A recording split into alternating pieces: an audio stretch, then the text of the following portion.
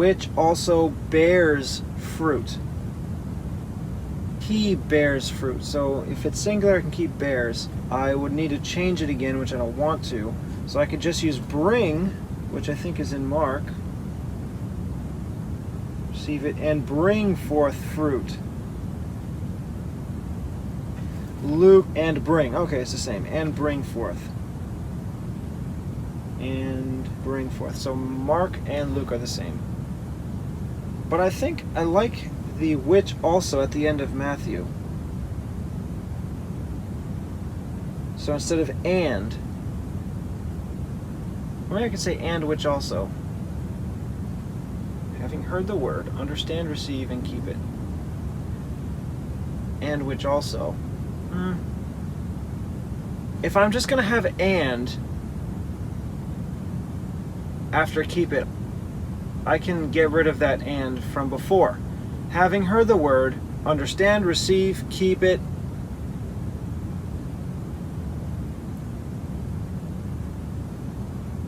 And bring forth fruit. It would be fine. I can take out that and, which actually might fit better because then I won't have to do any moving around, which I only want to do if I have to. But if I have which also, I might need to keep the and. Having heard the word, understand, receive, and keep it, which also bring forth. I don't know if it would work without the and. Which, in an honest and good heart, having heard the word, understand, receive, keep it, and bring forth good fruit.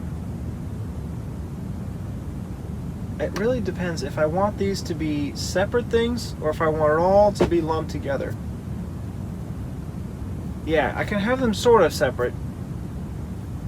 Having heard the word, understand, receive, and keep it, which also bring forth fruit. Or I can have them all together, having heard the word, understand, receive, keep it, and bring forth fruit. What should I do?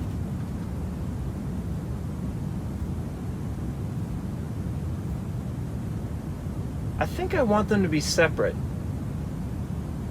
At least enough of a pause that you'd have to think about what you just read and then add yet another thing that you can think about. Because if it's all together, it's going to be rushed and it's not going to be meditated on. It's not going to be mentally processed long enough. Yeah, maybe I should have them separate.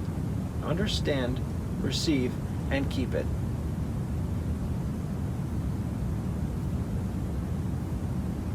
And which also. Although, if I have it the other way, all clumped together, it would be more accurate of a combination of these verses. I wouldn't have to move that and over a few words. Which, to be honest, I've gotten pretty liberal about, and I've been doing that without as much struggle just to make it work. Maybe I should start getting back to my conservative roots. Leave it the way it is as much as possible. And bring forth fruit. Yeah, I'm going to try and get back to the way things used to be. Maybe I should put all the its after each word. Well, if I do that, I might as well put the ands back before each word, but there's no and before keep, so that would be odd. Having heard the word, and understand it, and receive it, keep it.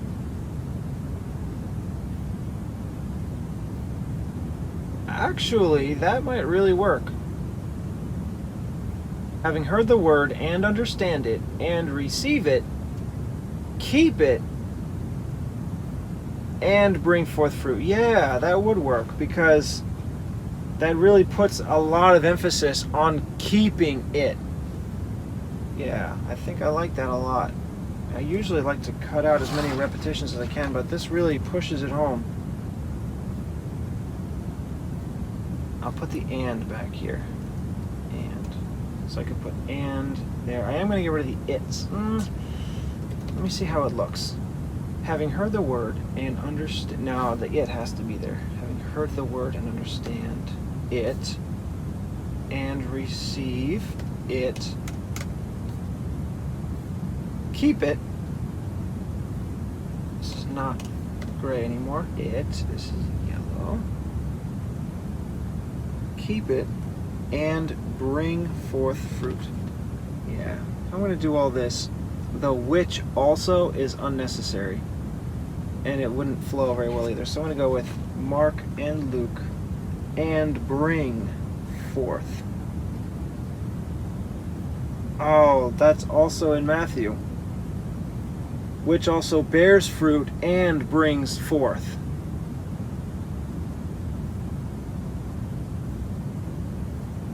They bear fruit. I'd have to take the S off of bears fruit, so it'd just be bear fruit. No, I don't think I have to do that because I think Mark and Luke and bring forth fruit. Yeah, so that'd be fine.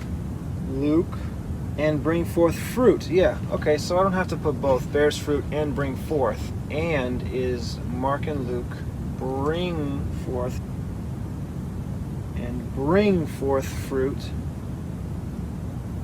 Luke and bring forth fruit. Matthew and brings forth. The fruit is also there. Bring forth fruit. Matthew continues, some 100-fold, some 60, some 30. I like it to be ever increasing amount. I think that's what Mark says. Yeah, some 30-fold, some 60, some 100. Luke with patience. I think that should come first. And brings forth fruit with patience, some 30-fold, some 60-fold. Yeah, because you're going to have patience in order to bring forth a lot of fruit. So I'll put with patience first. Hold on, what would it sound like at the end? Brings forth fruit, some 30-fold, some 60-fold, some 100-fold with patience. No, that doesn't feel right. So I'll just add this with patience. Next words are going to be some 30. I'll start with some 30. That's at the end of Matthew. Mark, some 30-fold. Some 100-fold. Some 60. Both say 60. Mark says 30-fold. Matthew says 100-fold. So I could have fold twice, but not for 60. Well, let's just go for it. Some 30, and then fold is only Mark, because it doesn't say that in Matthew. No, it only says 30.